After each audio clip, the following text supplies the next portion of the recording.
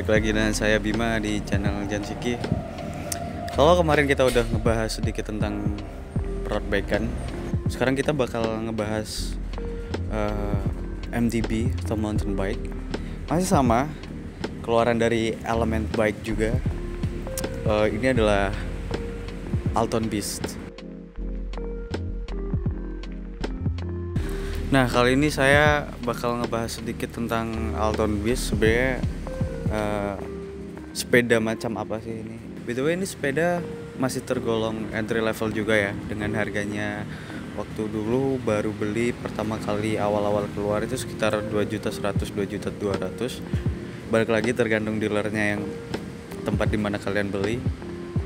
Dan seperti yang kalian tahu di sini dia masih pakai steel frame, jadi steel is real bro. Kemarin ada yang komen juga seperti itu. Dan mari kita back check. Alright, so this is it, Alton Beast 2020. Kita mulai dari mana ya?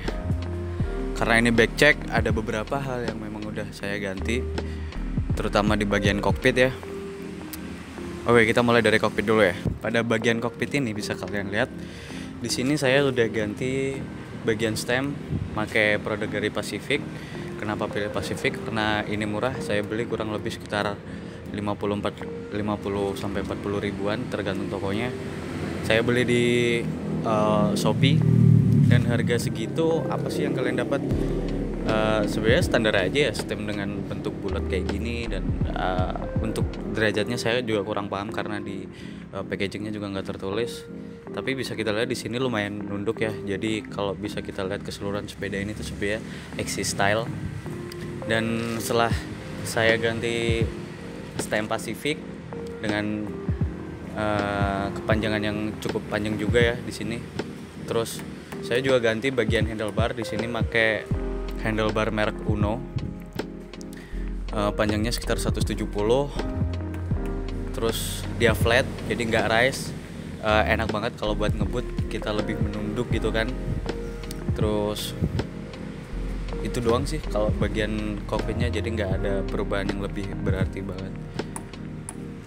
Overall dari perubahan kokpit bagian ini,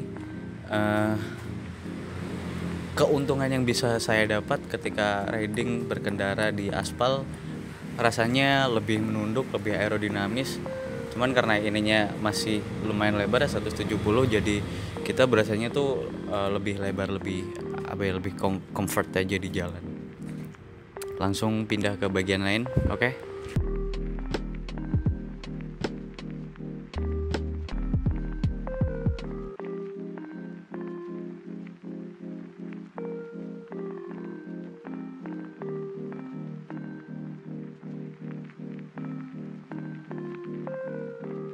Alright, selanjutnya part yang sudah saya ganti yaitu di bagian crankset. BB-nya masih sama ya. Ini bawaannya Alton Beast itu pakai BB kotak, jadi standar banget. Cuman di sini saya ganti pakai crank merek Site atau Set ya, antara itu dua lah. Ini harganya juga cukup lumayan murah, di bawah 200.000. Ini bisa diganti-ganti ya, jadi chainringnya itu bisa di swap pakai chainring lain gitu, nggak kayak standarnya itu cuman di drat mati. Kalau ini tuh bisa kalian ganti dengan pakai kunci L. Sebenarnya bawaannya dia double speed, cuman di sini saya rubah pakai single speed bagian depan. Tujuannya apa? Tujuannya sebenarnya biar kelihatan clean aja, karena di sini kan sebenarnya ada FD-nya, front delivery-nya. Terus saya lepas, terus biar lebih clean saya pakai single speed juga. Itu doang sih. Dan juga pastinya sedikit lebih enteng gitu, lebih membantu, lebih enteng. Terus setelah crank saya ganti, di sini pedal saya pakai non branded ya, alloy juga, katanya alloy. Cuman ini baru pemakaian kurang lebih 1 minggu, di sini udah retak. Jadi hati-hati kalian kalau mau beli pedal non branded gitu. Kalian harus benar-benar milih yang cocok dan bahannya kuat gitu ya, jangan sembarangan. Karena ya ini tadi, karena ini baru seminggu dipakai, nggak buat tajur-tajuran, buat di aspal doang aja udah kayak gini gitu kan, apalagi kalau pemakaiannya nggak panjang. Ini niatnya juga mau aku ganti juga sih next kedepannya. Oh ya, selanjutnya adalah saddle. Di sini saddle saya pakai saddle punya Elemen FRC saya. Jadi FRC saya pakai saddle baru dengan merek Tit, yang kalau belum lihat kemarin video kemarin dulu ya. Ini saya ganti pakai punyanya originalnya Elemen.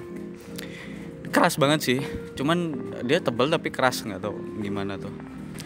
Tapi ini karena lebar ya, jadi nggak nyiksa banget sih di pantat, di bokong.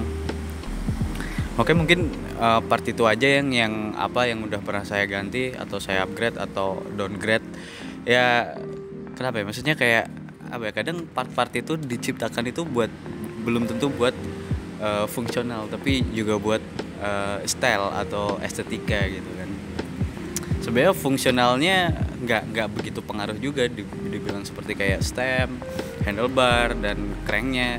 Itu juga sebenarnya partnya itu nggak jauh lebih bagus banget daripada part originalnya. Oh ya, by the way,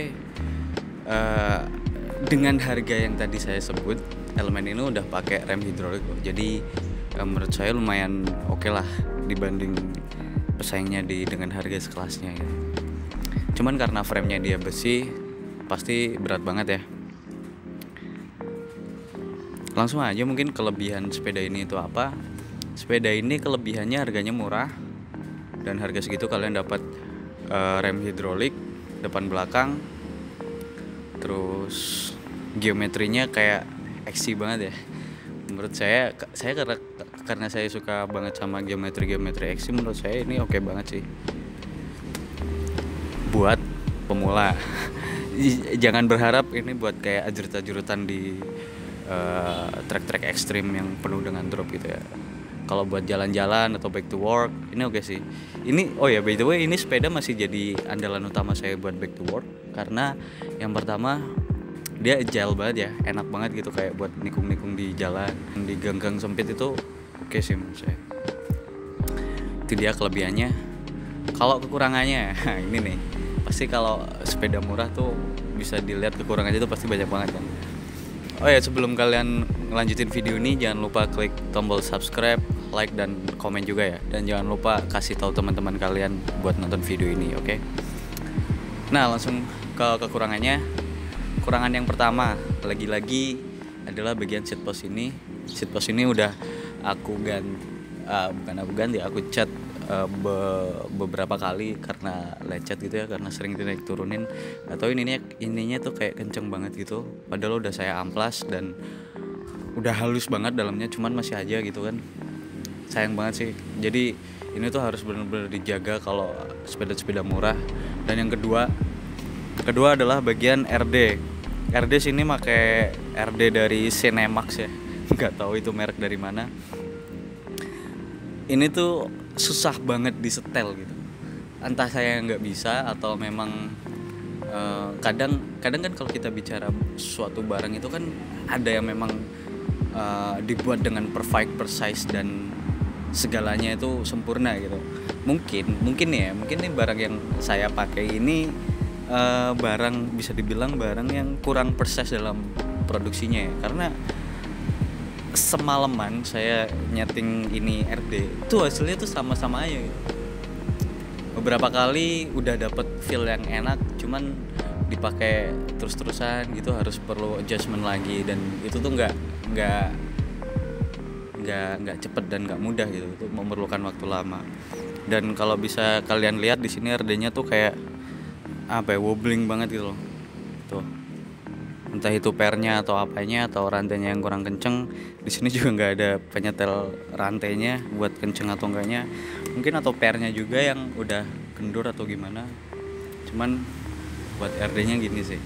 Sama halnya dengan FD-nya, mereknya sama juga. Makanya itu salah satu kenapa saya milih buat ngelepas FD-nya, karena nggak guna juga. Terus oh ya, by the way, sepeda ini udah ada lockoutnya ya di bagian fork. Bisa dilihat di sini forknya udah ada lockoutnya, cuman ya sekedar ada doang. Kita nggak berharap lebih tentang ini.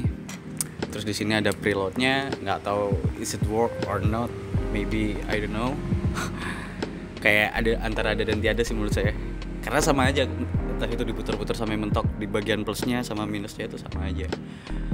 Dan lagi-lagi ya karena sepeda murah, kalian bisa lihat di sininya di bagian ruji-ruji, it sucks man. Ini tuh kayak berkarat di mana-mana ya. Lagi-lagi